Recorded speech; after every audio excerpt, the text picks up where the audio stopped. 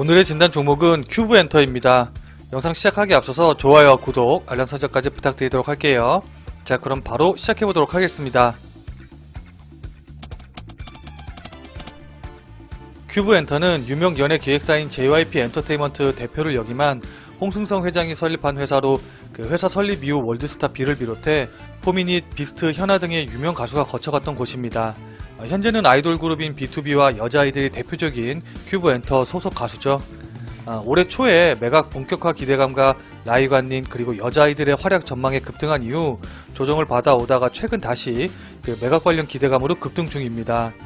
최근 큐브엔터는 매각 주관사로 EY 한영을 선정해 경쟁 입찰 방식 매각 작업을 진행하고 있다는 것으로 알려져 있고, 현재 인수 후보로는 다음 카카오 계열의 종합 콘텐츠 회사인 카카오M을 비롯해 BTS 향수로 유명한 VT 코스메틱의 모회사인 VTGMP 등의 이름이 오르내리고 있는 상황입니다. 단순히 이 정도 모멘텀이었으면 이렇게 연속 상한가가 나오지 않았을지도 모르겠습니다만, 여기에 최근 BTS의 빅히트 엔터테인먼트에 인수된다는 이야기가 퍼지면서 강한 상승 탄력을 받고 있는 모습입니다. 방탄소년단의 소속사인 빅히트 엔터테인먼트는 비상장 회사이기 때문에 그 시장에서는 빅히트 엔터가 큐브엔터 인수를 통해 우회 상장을 할 수 있지 않을까 하는 가능성을 제기하고 있습니다. 빅히트 엔터테인먼트는 올해 걸그룹 여자친구 소속사인 소스뮤직을 인수했고, 미니즘 브랜드 총괄을 영입하며 몸집을 불려나가고 있는 상황이기 때문에 엔터테인먼트에서 유일하게 매물로 나온 큐브엔터를 인수할 가능성이 높아졌다는 의견이 주목을 받고 있는 것입니다.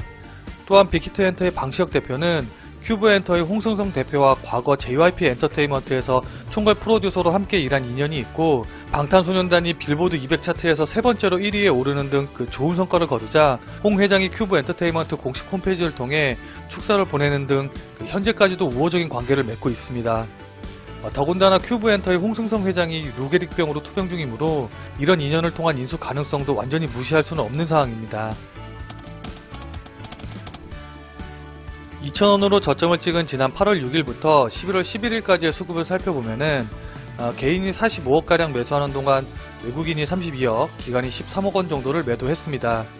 외국인과 기관이 매도하는 가운데 개인 매수의 힘으로 인한 상승이 나왔고, 특히 11월 들어서 개인의 매수가 몰리고 있으므로 수급적으로는 약간 경계해야 되는 상황입니다. 만약 빅히트 엔터의 인수가 사실이 되고 이를 통해 빅히트 엔터가 우회 상장을 추진하게 된다면 현재 급등 이상의 엄청난 상승 랠리가 이어질 것으로 보입니다.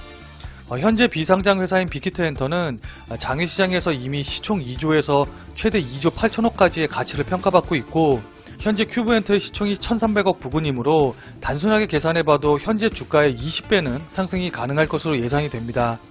그러니까 현재 큐브엔터의 주가가 5,000원 부근에서 움직이고 있으므로 20배인 10만원 부근까지는 상승이 가능하다고 볼 수 있는 거죠. 또한 영업이익으로 계산해 본다고 하더라도 빅히트 엔터가 올해 상반기 영업이익이 391억 수준인데, 다른 기획사 상반기 영업이익을 살펴보면 SM엔터가 67억원, JYP 엔터가 152억원을 기록하면서도 SM이 4만원, JYP 엔터가 22,000원 부근에서 움직이고 있으므로 보수적으로 보아도 최소한 5만원 이상까지는 상승해 줄 것으로 보입니다. 따라서 보유 중이신 분들은 관련 뉴스를 확인하면서 그 테마주로 접근하시기보다는 장기적으로 보고 대응을 하시는 게 좋아 보입니다. 그러나 그 빅히트 엔터의 인수설은 아직 말 그대로 설일 뿐이고 확정된 사실이 아닙니다. 그렇기 때문에 빅히트 엔터의 인수설이 사실이 아닌 것으로 밝혀질 경우에는 큐브엔터의 주가는 강한 조정을 받을 가능성이 있으므로 항상 손절을 잡고 대응을 해주셔야 됩니다. 워낙 급등이 나온 종목이라 손절을 잡기 좀 어려운 상황이지만, 단기적으로 3,900원에서 4,400원 정도 사이에 상승 갭을 메꾸는 움직임이 나온다고 하면은 이때는 매도를 고려하시고 대응을 해주셔야 되고, 기술적 분석상 이전에 지지선과 저항선으로 작용을 했던 3,500원 정도 라인을 만약에 깨고 내려가는 흐름이 나온다고 하면은 이때는 손절을 고려하셔서 대응을 해주셔야 됩니다. 근데 이 낮은 가격에서 매수하신 분들 같은 경우에는 이렇게 손절 라인을 설정한다고 하더라도 상관이 없겠지만은, 최근에 매수하셔서 매수 가격이 높으신 분들 같은 경우에는 손절을 이렇게 잡으면 손실이 굉장히 커질 가능성이 있으니까 본인의 자산 규모에 맞고 또 본인이 감당할 수 있는 손실금을 고려하셔서 본인만의 손절 라인을 잡고 대응을 해주시는 게 가장 좋아 보입니다.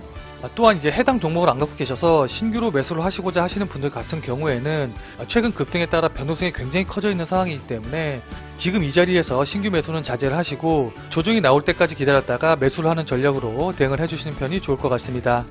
자, 이렇게 해서 큐브 엔터에 대한 영상을 마무리 짓도록 하겠습니다. 자, 오늘 내용 중에 궁금하신 사항 있으시면 아래에 댓글 남겨주시고요.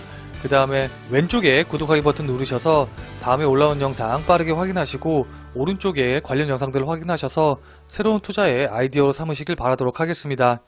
끝까지 시청해주신 여러분 대단히 감사합니다. 다음에 또 봬요.